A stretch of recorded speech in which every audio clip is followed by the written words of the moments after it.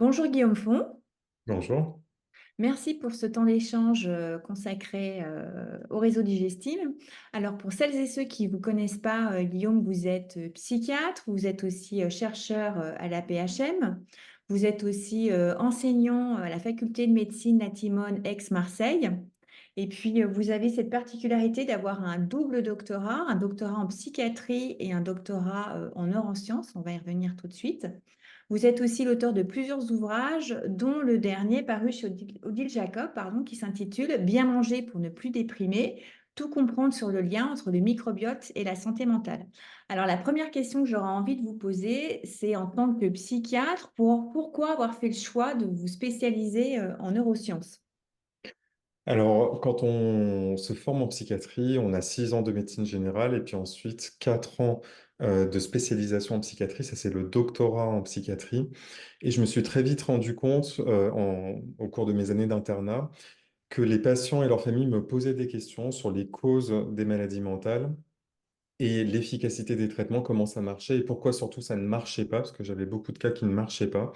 Et c'est là où je me suis rendu compte qu'il allait falloir que je me dirige vers la recherche en santé mentale parce qu'il y avait de trop nombreuses questions auxquelles je n'avais pas la réponse. Et donc c'est pour ça que j'ai fait ensuite un deuxième doctorat qui est spécialisé donc en neurosciences, en neuropsychopharmacologie pour être précis. Et donc pendant 3 ans, en fait, j'ai fait des études sur les liens entre l'inflammation et la santé mentale. L'inflammation, c'est une réaction normale de l'organisme face à une agression. Et je me suis rendu compte en fait que parmi les sources d'inflammation les plus importantes, il y avait notre alimentation qui pouvait être inflammatoire et altérer notre microbiote intestinal. D'accord, très bien. Alors, petit aparté avant de partir sur la psychonutrition, sans nous expliquer, parce que le sujet est vaste, ce que c'est que la santé mentale, est-ce que vous pouvez déjà nous expliquer un petit peu, faire le distinguo entre la déprime, la dépression et l'anxiété? Donc souvent, en fait, les personnes sont exposées à du stress qui est donc d'abord aigu et on réagit à du stress aigu et ça c'est parfaitement normal. Donc pour se préparer, c'est un stress positif. Mais pour beaucoup d'entre nous, ce stress va devenir chronique, en fait, va perdurer. Et ce stress peut induire des troubles dans le corps et dans le cerveau. Et donc, ça va se traduire par des symptômes psychiques. Parmi ces symptômes, le plus commun, c'est l'anxiété, qui concerne un tiers des adultes. Cette anxiété, c'est une anticipation des situations qui vont être difficiles. Donc, par exemple, si j'ai un chef qui me hurle dessus toute la journée, ben, je vais commencer à mal dormir et à avoir peur en fait d'être réexposé à une situation humiliante, par exemple. Et ça, c'est de l'anxiété. Et cette anxiété peut devenir pathologique quand elle devient invalidante et qu'elle conduit à d'autres troubles. Donc, on a parlé des troubles du sommeil qui sont souvent les premiers qui apparaissent. Et ensuite, quand les choses commencent à s'installer dans le temps, souvent ça s'accompagne de symptômes de déprime. Donc la déprime, c'est une baisse de l'énergie mentale, une baisse de l'humeur. Et quand cette déprime devient importante, elle peut se compliquer d'une dépression. Et la dépression, en fait, c'est un diagnostic clinique. Pour parler de dépression, il faut au moins un des deux symptômes suivants. Le premier, c'est soit une grande souffrance morale, une grande tristesse, soit une perte quasi complète de plaisir. Et ce symptôme-là, il est très handicapant parce que, on pose un filtre gris terni sur tous les événements de la vie et on commence vraiment à enregistrer beaucoup plus les événements négatifs que les événements positifs. Et c'est ça qui peut conduire à des idées suicidaires. Donc, il faut vraiment le prendre en compte très rapidement, consulter très rapidement. Et les autres symptômes de la dépression qui peuvent entourer ces deux symptômes-là, ce sont, en plus des troubles du sommeil, les troubles de l'appétit, les troubles de concentration, la fatigue, par exemple. D'accord.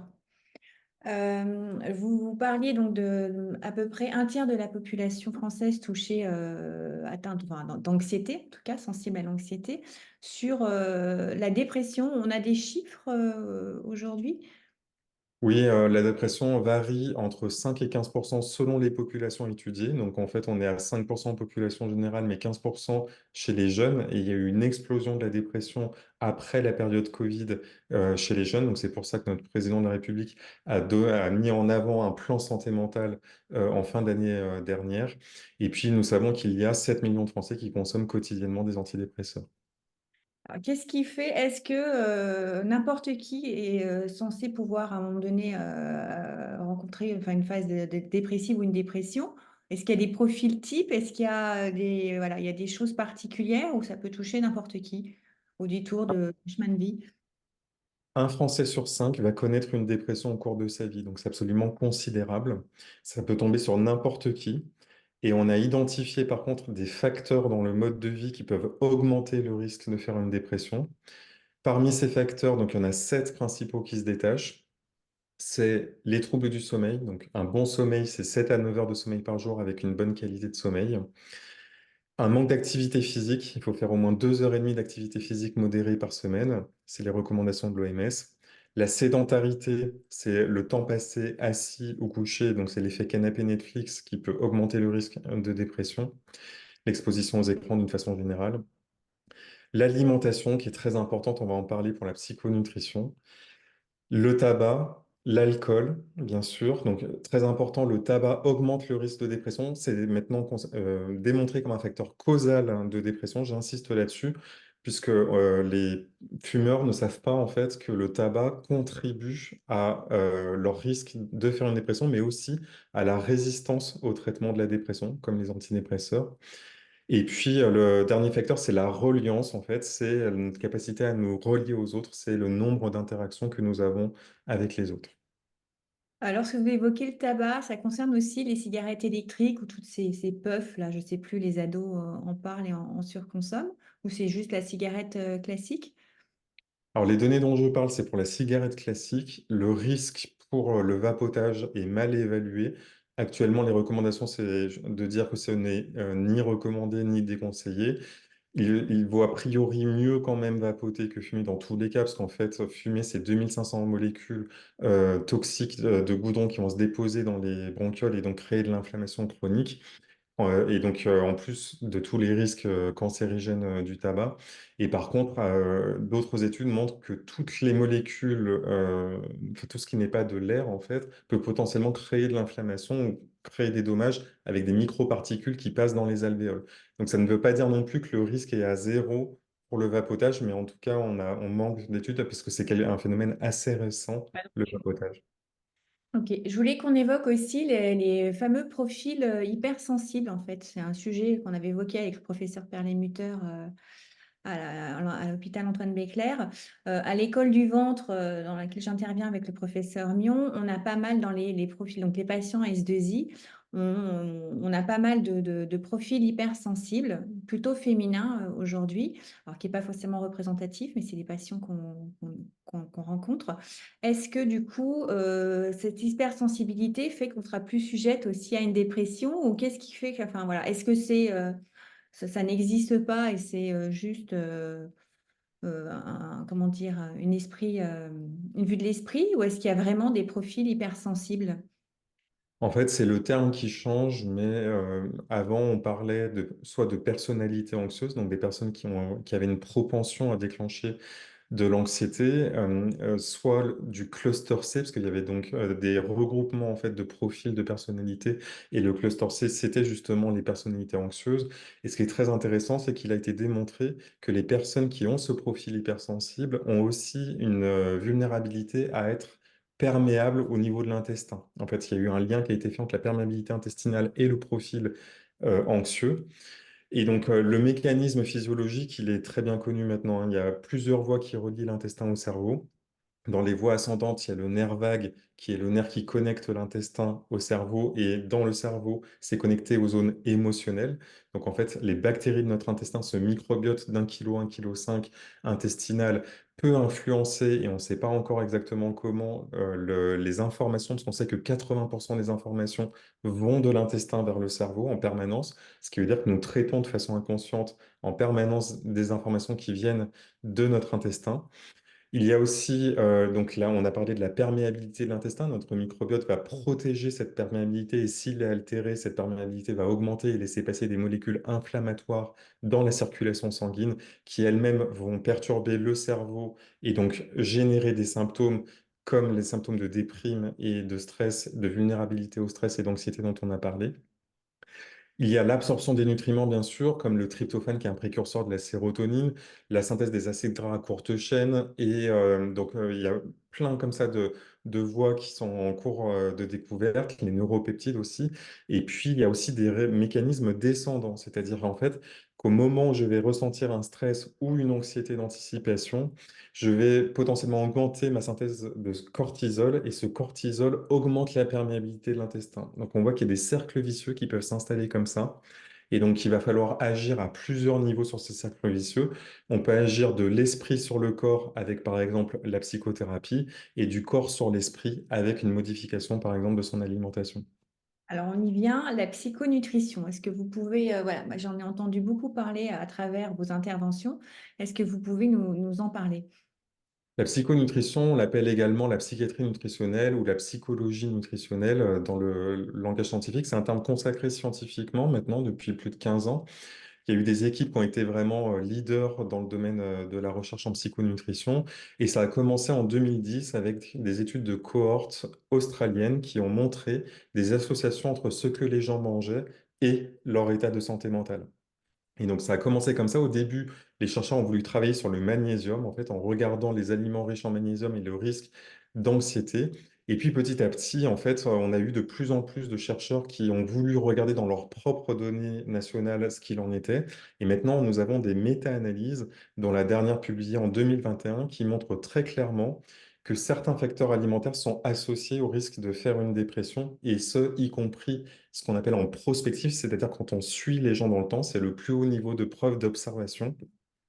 Et qu'est-ce que ça conclut? En fait, c'est toutes ces études, ça va tout dans le même sens, en fait, c'est que, un, l'alimentation méditerranéenne est la meilleure alimentation pour la santé mentale. Donc, c'est une alimentation très riche en fruits et en légumes et en légumineuses et assez pauvre en poissons et en viande, avec des consommations modérées de vin.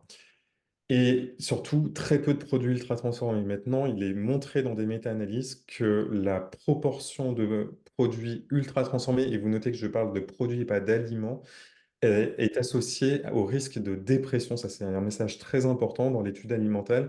Nous avons trouvé, par exemple, que les deux aliments qui augmentent le plus le risque de dépression, c'est la junk food et les sodas sucrés. Donc, ce sont vraiment deux choses à bannir. Et donc, quand on parle de sélectivité alimentaire, pour moi, ce n'est pas une sélectivité alimentaire, c'est vraiment revenir à ce que doit être nos aliments, en fait, à une assiette qui provient de notre environnement et pas une assiette qui est passée par des circuits industriels qui ont dénaturé les aliments et qui les ont enrichis souvent en sucre, en sel, en conservateurs, en additifs, etc. Et on voit qu'il y a de plus en plus de substances sont ajoutées dans l'alimentation ultra-transformée qui sont associées à des perturbations du microbiote, comme les émulsifiants alimentaires, par exemple, qui peuvent altérer le microbiote et faciliter la pénétration de bactéries nocives jusqu'à la paroi intestinale. Donc ça, c'est des études très récentes de recherche fondamentale qui nous éclaire sur la façon dont notre assiette peut influencer notre santé mentale. Donc, ce qu'on sait maintenant pour quelques chiffres, c'est que l'alimentation occidentale, telle qu'on la connaît, c'est-à-dire une alimentation riche en produits ultra transformés, riche en sel, riche en viande, et pauvre en fibres, riche en sucre et pauvre et riche en graisses saturées, tout ceci augmente de 33% le risque de faire une dépression. À l'inverse, l'alimentation méditerranéenne, elle, diminue de 33% le risque de faire une dépression. Et quand on isole les aliments, les groupes alimentaires, manger des légumes tous les jours diminue de 9% le risque de faire une dépression et consommer des fruits tous les jours diminue de 15% le risque de faire une dépression. Le professeur Joël Doré, pardon, me disait rien qu'avec le rééquilibrage alimentaire, on pouvait en fait enrichir son microbiote de 30 à 40% et donc par conséquent augmenter son immunité et pondérer l'inflammation. Ce qui est, Complètement, oui, il recommande de consommer 25 fruits et légumes différents par semaine, plutôt que les 5 fruits et légumes par jour dont on parlait, puisque c'est finalement la diversité qui compte aussi pour la diversification du microbiote intestinal. Petit point là pour ceux qui maîtrisent pas forcément les anglicismes, la junk food, on est bien d'accord, donc c'est tout ce qui est les plats industriels préparés, pré-cuisinés en fait, les hamburgers, enfin tout ce qui est fast food aussi, les kebabs, les fameux Exactement ça. tacos qui n'ont rien de mexicain avec des steaks hachés, des frites et des sauces samouraï à gogo. Voilà.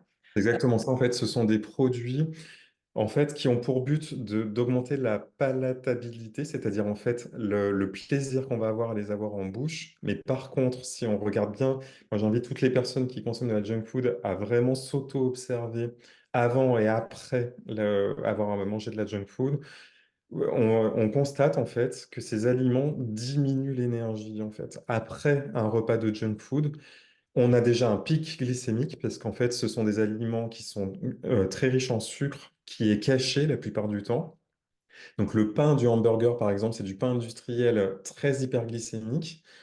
Et on peut avoir l'impression, en plus, dans certaines publicités, panneaux publicitaires, que c'est des aliments qui peuvent être sains, alors qu'en fait, ils sont bourrés aussi de graisses saturées et de sel. Et après, en fait, à digérer, ça va, donc ça va altérer le microbiote. Alors, en une fois, a priori, le microbiote, il s'en remet. Par contre, quand c'est une consommation régulière, nous, on a montré dans l'alimental que dès une fois par semaine, déjà, il y avait un risque de dépression augmenté. Donc ça veut dire que ça arrive très très vite en fait. Il ne faut pas banaliser ça parce que c'est souvent chez les enfants que c'est le plus choquant parce qu'en fait, il y a des anniversaires qui sont organisés dans des endroits qui délivrent de la junk food. Il n'y a pas pire que d'associer un événement festif au fait de détruire sa santé, en fait. Ça ancre, en fait, émotionnellement, deux choses qui sont complètement contradictoires.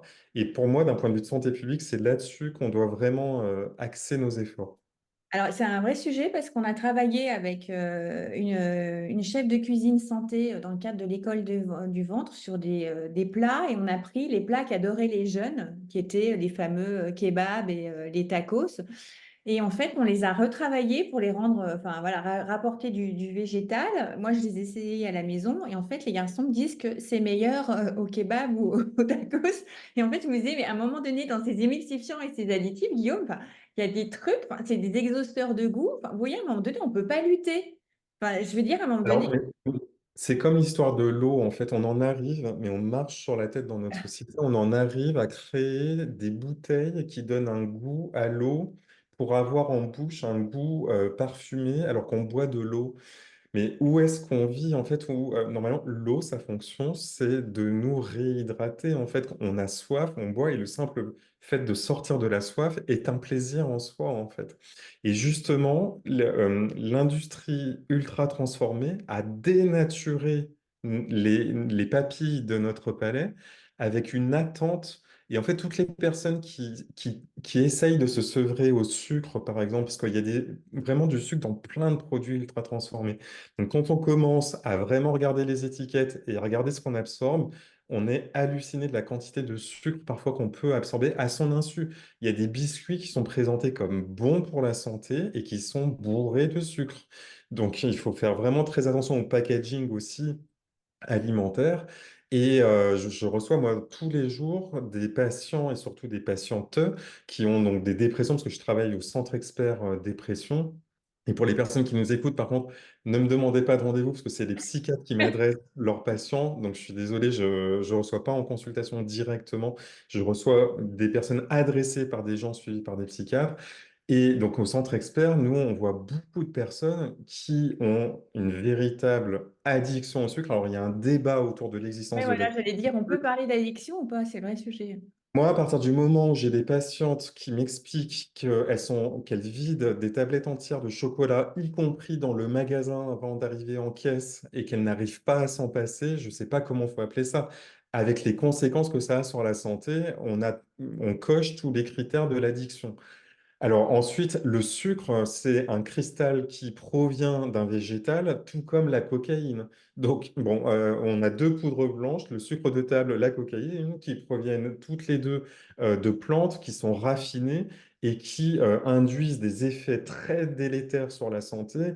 Et Je comprends le pas. sel aussi, troisième poudre, le sel aussi, du coup, Guillaume, non? Alors, par contre, il n'y a pas de personnes qui viennent me voir en disant je m'enfile Les gens des tonnes ressalent. de Enfin, moi, sel. mes enfants resucrent et ressalent systématiquement. C'est assez Oui. effrayant.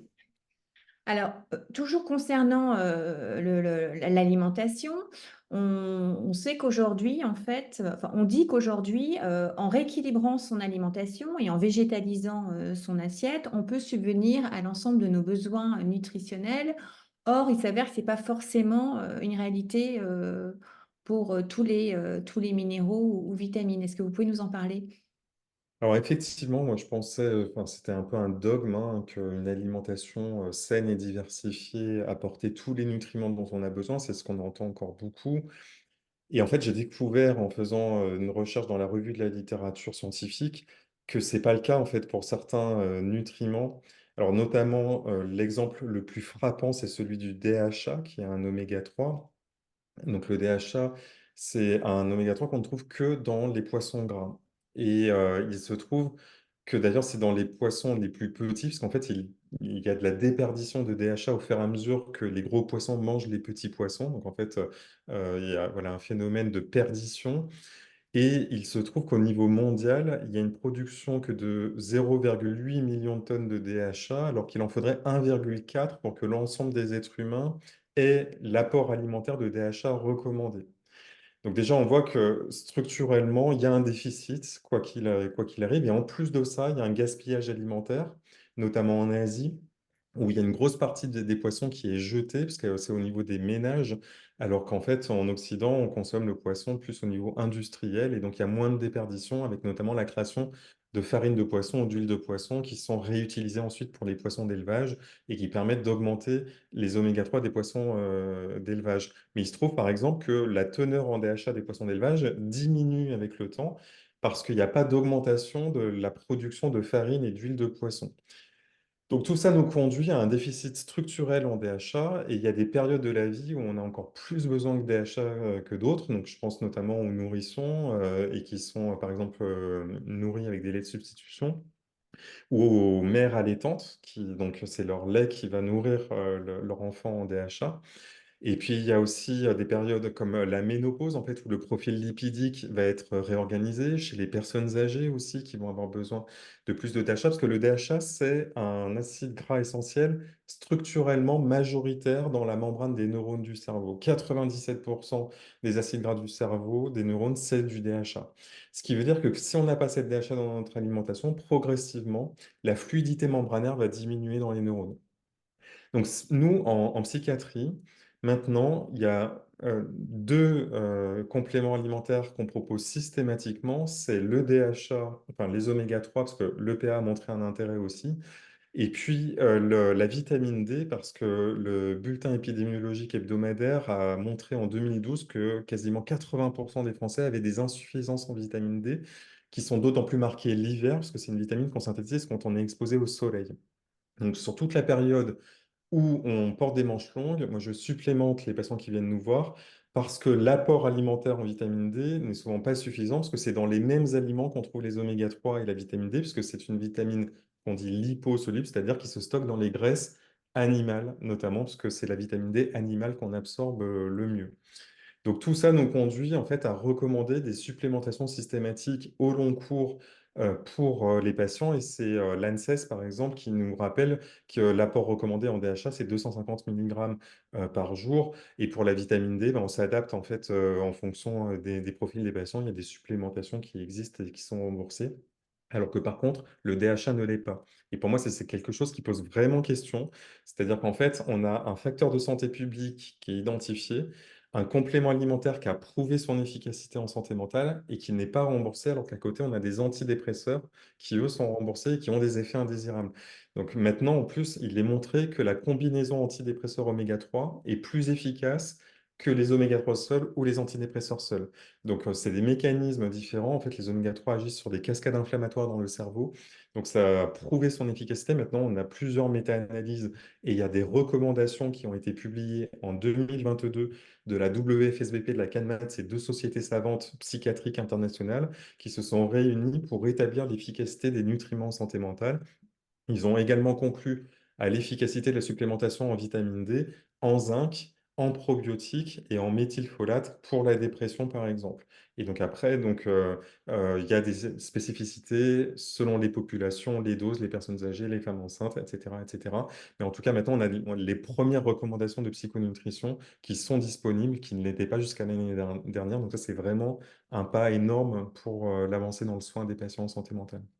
Parce que là, vous nous parlez de vos patients en psychiatrie, mais on peut aussi, tout à chacun, en prévention, prendre ces fameuses oméga 3 et cette vitamine D. C'est pas propre juste aux patients que vous avez en consultation.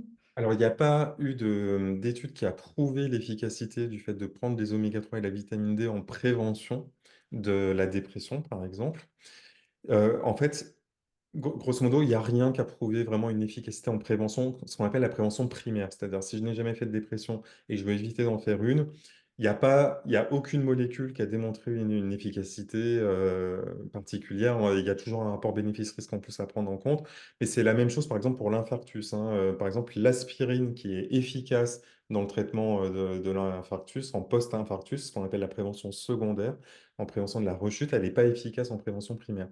Donc en fait, ça vient du fait probablement qu'il y a tellement de facteurs confondants que montrer sur du long cours, parce qu'il y a des problèmes d'observance, les gens ne prennent pas toujours bien le complément alimentaire, tout ça. Enfin, il y a plein de choses qui peuvent expliquer qu'on n'arrive pas à prouver ça, parce qu'il faudrait des énormes études de cohorte qui coûteraient beaucoup d'argent. Bon, mais par contre, pour le DHA et la vitamine D, en fait, on a vraiment deux molécules où on a le mécanisme physiologique, on a prouvé la prévalence très importante de l'insuffisance.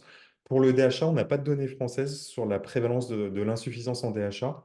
On l'a que pour la vitamine D. Par contre, aux États-Unis, il a été montré dans une étude très récente, la cohorte NHA-NES, en fait, c'est une grosse cohorte américaine où il y a eu des prélèvements sanguins qui ont été faits et un suivi dans le sang de plusieurs milliers d'Américains. Et en fait, les chercheurs ont analysé les échantillons sanguins et ont montré qu'il y avait 89% des Américains qui étaient dans le score à risque cardiovasculaire le plus élevé par rapport aux oméga 3, parce que les oméga 3 nous protègent de l'infarctus et de l'accident vasculaire cérébral. Et donc, il y a un indice en fait qui peut être dosé sur la proportion d'oméga 3 parmi les acides gras. Et quand cet indice est inférieur à 4%, on a un score beaucoup plus élevé de risque de faire un événement cardiovasculaire. Et en psychiatrie, maintenant, nous savons, c'est également démontré, que le risque cardiovasculaire est lié au risque de faire une dépression. Ça marche dans les deux sens. Si je suis en état dépressif, j'ai plus de risque de faire un infarctus et un accident vasculaire cérébral. Si j'ai fait un infarctus ou un accident vasculaire cérébral, j'ai plus de risque de faire une dépression. Et traiter l'un améliore l'autre, en fait. Donc, ça veut dire qu'il y a un lien aussi entre le cœur et le cerveau, tout comme il y a un lien entre l'intestin et le cerveau, tout ça est relié. Très bien. Eh ben, merci beaucoup, Guillaume, pour ces précieuses informations. Et puis, au plaisir de se retrouver pour une prochaine interview Regard croisé avec un focus sommeil et puis perturbateurs endocriniens. J'aimerais qu'on aborde le sujet. À mon avis, il y a matière. Merci et à une prochaine fois. À bientôt. Au revoir. À bientôt, merci, au revoir.